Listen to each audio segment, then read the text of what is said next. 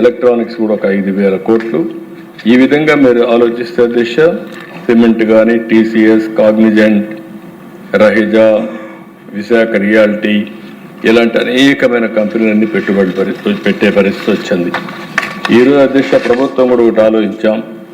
భవిష్యత్తులో ఈ ఇన్వెస్ట్మెంట్స్ ఇంకా రావాలంటే ఎస్క్రో అకౌంట్ కూడా ఒకటి ఆలోచించాం. అన్నీ కూడా సింప్లిఫికేషన్ చేస్తాం, స్పీడ్ ఆఫ్ డూయింగ్ బిజినెస్ పోతాం. ఎవ్వరు కూడా ప్రభుత్వం దగ్గరికి వచ్చే పని లేకుండా వాళ్ళకి ఇవ్వాల్సిన ఇన్సెంటివ్స్ కూడా ఆన్లైన్లో టైం ప్రకారం ఇచ్చే విధంగా ఎస్క్రో అకౌంట్ కూడా తొందరలో తీసుకొస్తామని చెప్పి ఇదన్నీ అయిన తర్వాత దిశ ఈరోజు ఇంకో పక్క చూస్తే టూరిజం ఇప్పుడే మంత్రి గారు చెప్పారు. ఇది ఈ ప్రభుత్వానికి ఫస్ట్ ప్రియారిటీ. మన విధానం అతిథి దేవోభవ అనేది మన విధానం. ఆత్మీయతకి మనకంటే మించిన వాళ్ళు లేరు. ఆంధ్రప్రదేశ్లో ఉండే దేవాలయాలు దేశంలో ఎక్కడా లేవు. ఎక్కువ పిలిగ్రిమేజ్ వచ్చే రాష్ట్రం మంది. ఇంకొక పక్కన దేశాలు బ్యూటిఫుల్ వాటర్ ఫాల్స్ ఉన్నాయి, ఇంకో పక్క గ్రీనరీ ఉంది, ఫారెస్ట్లు ఉన్నాయి. ఇవన్నీ కూడా మన రాష్ట్రంలో ఉండే ప్రకృతి సౌందర్యానికి లోటు లేదు. దీన్ని కరెక్ట్గా ఉపయోగించుకుంటే మనం ఎంతో ముందుకు పోయే పరిస్థితికి వస్తుంది. అందుకని ఈరోజు క్యాపిటల్ సబ్సిడీనే కాకుండా ఎస్జీఎస్టీ రియంబర్స్మెంట్, స్టాంప్ డ్యూటీ మినహాయింపు, ఇవన్నీ కూడా భూ కేటాయింపులు చాలా ట్రాన్స్పరెంట్గా ఇస్తున్నాం.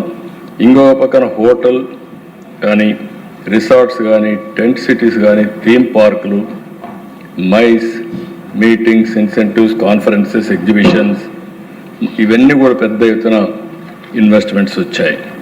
ఈరోజు పర్యాటక ఉపాధి, కారవాన్, హోమ్ స్టే, B&B విధానాలు, అడ్వెంచర్ స్పోర్ట్, ఇవన్నీ కూడా పెద్ద ఎత్తున ప్రాధాన్యత వచ్చాయి.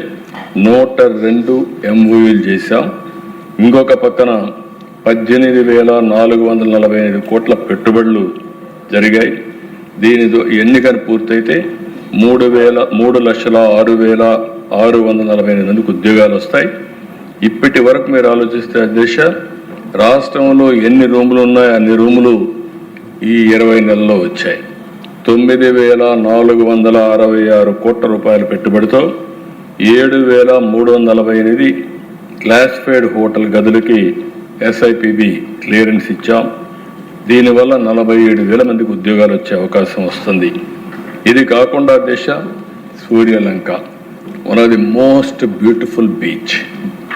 గోవా కంటే బాగుంటుంది. ఈరోజు సాటర్డే, సండే అయితే అక్కడ రూములు దొరికే పరిస్థితి లేదు. దీనికి గవర్నమెంట్ ఆఫ్ ఇండియా 95 కోట్లు ఇచ్చారు. రాబోయే రోజుల్లో సూర్యలంక ఒక పర్యాటక కేంద్రంగా తయారు చేసి గోవాతో పోటీగా ముందుకు పోవడంలో ఏమాత్రం లేదు తయారు చేస్తాం.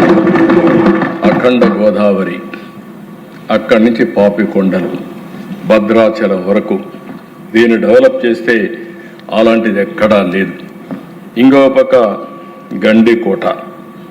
గండికోటలో మీరు చూస్తే 78 కోట్లు ఇచ్చారు. దానికి కూడా మనం చూస్తే గ్రాండ్ కెనన్, దానికంటే బ్యూటిఫుల్ ప్లేస్ ఇది. ఆ వాటర్ కానీ, అక్కడుండే సీనరిక్ ప్లేసెస్ కానీ ఎక్కడా ఉండవు. అది కూడా డెవలప్ చేస్తాం. ఇంకో పక్క సింహాచలంలో ప్రహ్లాద్ ప్రాజెక్ట్ ఇచ్చారు. బొర్రా గుహల కోసం 30 కోట్లు ఇచ్చారు. అహోబిలం ఒక 25 కోట్లు ఇచ్చారు. ఇవన్నీ కూడా నాగార్జునసాగర్లో బౌద్ధ సర్క్యూట్ డెవలప్ చేస్తున్నాం. ఫైనల్గా దశ ఇవే కాకుండా క్రూజులు కానీ, కారవాన్లు కానీ, టెంట్ సిటీస్ కానీ, హౌస్ బోట్లు కానీ ఇవన్నీ కూడా అందుబాటులో తీసుకొస్తున్నారు. హోమ్ స్టేకి కూడా ప్రాధాన్యత ఇస్తున్నారు. ఇప్పటికి మీరు చూసినప్పుడు దగ్గర 1855 హోమ్ స్టేలు, 5,000